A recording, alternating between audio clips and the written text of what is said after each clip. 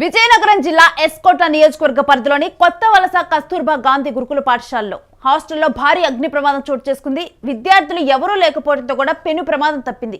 అయితే అగ్ని ప్రమాదంలో విద్యార్థుల బుక్స్ అండ్ బెడ్స్, అక్కడే ఉన్న వస్తువులు ఇవన్నీ కూడా కాలి బూడిదయ్యాయి.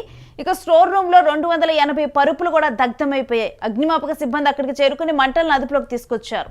అయితే ప్రస్తుతం ఈ విజువల్స్ వైరల్ అవుతూ ఉన్నాయి.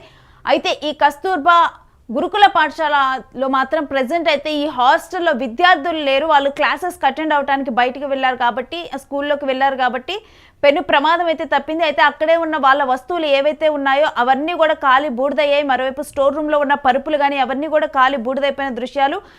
అగ్నిమాపక సిబ్బంది ప్రెసెంట్ అయితే అక్కడికి చేరుకొని అయితే ఆ మంటలను అదుపులోకి తీసుకొచ్చారు. మనం చూస్తూ ఉన్నాం కదా, దృశ్యాలు మొత్తం కూడా కాలిపోయి అక్కడ మొత్తం కూడా హాస్టల్ అంతా కూడా మొత్తం కూడా మసిబారిపోయింది. ఆ దృశ్యాలను మనం చూస్తూ ఉన్నాం. అక్కడ ఉన్న వస్తువులన్నీ కూడా నాశనం అయిపోయాయి. ఇక బుక్స్ అవన్నీ కూడా కాలి దగ్ధమైపోయాయి. బట్ అక్కడ చిల్డ్రన్స్, పిల్లలు ఎవరూ కూడా లేరు, విద్యార్థులందరూ కూడా.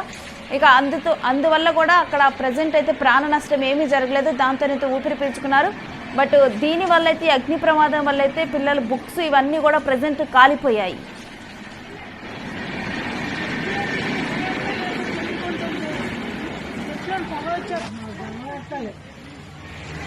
మీరు విష్ణు అని పిలుస్తాను రా, అబ్బాయి మాత్రం ఎస్కోట నియోజకవర్గ పరిధిలోని కొత్త వలస కస్తూర్బా గాంధీ గురుకుల పాఠశాల హాస్టల్లో భారీ అగ్ని ప్రమాదం చోటు చేసుకుంది. అయితే ఈ ప్రమాదం జరిగినప్పుడు కూడా విద్యార్థులు ఎవరూ లేరు హాస్టల్లో. ఇక దాంతో కూడా ప్రజెంట్ అయితే పెను ప్రమాదం తప్పింది. మరోవైపు వాళ్ళ వస్తువులు అక్కడ ఏవైతే ఉన్నాయో, వాళ్ళు నిద్రించేందుకు ఉండే బెడ్స్ కానీ, మరోవైపు వాళ్ళు రోజు ధరించే బట్టలు కానీ, వాళ్ళ బుక్స్ కానీ అవన్నీ కూడా ప్రజెంట్ పూర్తిగా కూడా ధ్వంసమైపోయాయి, పూర్తిగా కాలి బూడిదైపోయాయి. స్టోర్ రూమ్లో కూడా 280 వరకు కూడా పరుపులు ఉన్నాయి, అవి కూడా పూర్తిగా దగ్ధమైపోయాయని కూడా చెప్పారు. ప్రజెంట్ అయితే అగ్నిమాపక సిబ్బంది అక్కడికి చేరుకున్నారు. అగ్నిమాపక సిబ్బంది అక్కడికి చేరుకున్న తర్వాత మంటలను అయితే అదుపులోకి తీసుకొని వచ్చారు.